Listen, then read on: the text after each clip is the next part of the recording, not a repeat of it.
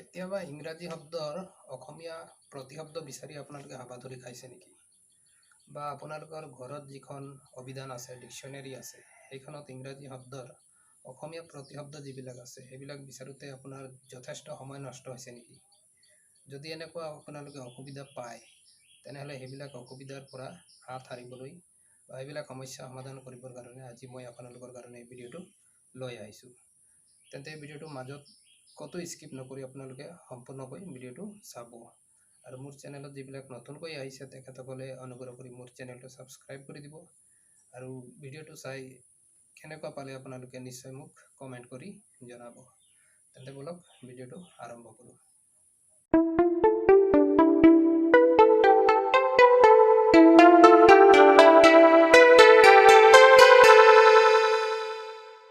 ভিডিঅ'টোত মই একো নকৰোঁ, আপোনালোকে কৰিব। মই কেৱল ভিডিঅ'টোত দেখাইহে দিব পাৰিম আপোনালোকে কি কৰিব। তেন্তে আপোনালোকে গুচি যাব প্লে ষ্টৰত গৈ আপোনালোকে এটা এপ্লিকেশ্যন ইনষ্টল কৰিব লাগিব।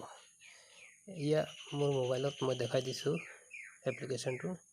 এয়া তলত দেখিছে আপোনালোকে ইংলিছ আছামিছ বুলি লিখা আছে।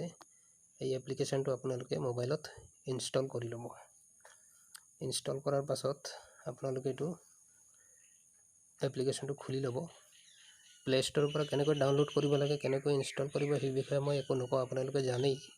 গতিকে মই পোনে পোনে এপ্লিকেশ্যনটো খুলি দেখাই দিছোঁ আপোনালোকে কি কৰিব। এতিয়া এপ্লিকেশ্যনটো খুলি লোৱাৰ পাছত এনেকৈ ইণ্টাৰফেচ এখন আহিব।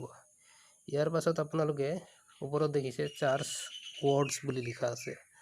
তাত আপোনালোকে আপোনালোকৰ যিটো ৱৰ্ড শব্দৰ অৰ্থ লাগে সেই শব্দটো বা ৱৰ্ডটো আপোনালোকে তাত চাৰ্চ কৰিব লাগিব বা লিখিব লাগিব।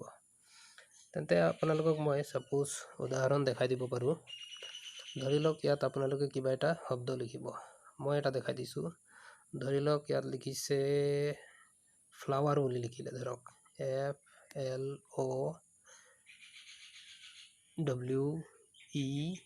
FLOWER। এনেকুৱা লিখাৰ পাছত এয়া দেখিছে FLOWER ফ্লাৱাৰ। এনেকুৱা বহুত শব্দ আহি গৈছে।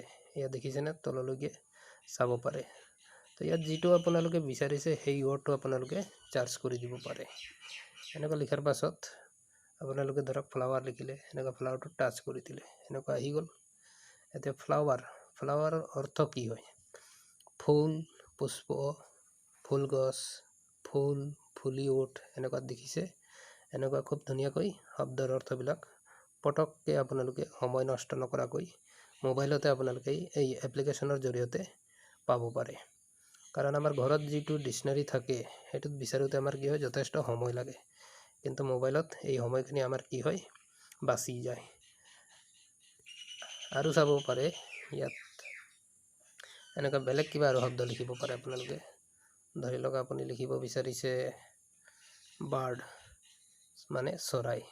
কেনেকুৱা লিখিব? BIRD বাৰ্ড লিখিলে য'ত বাৰ্ড আছে শব্দটো তাত আপোনালোকে এনেকুৱা টাচ কৰি দিব।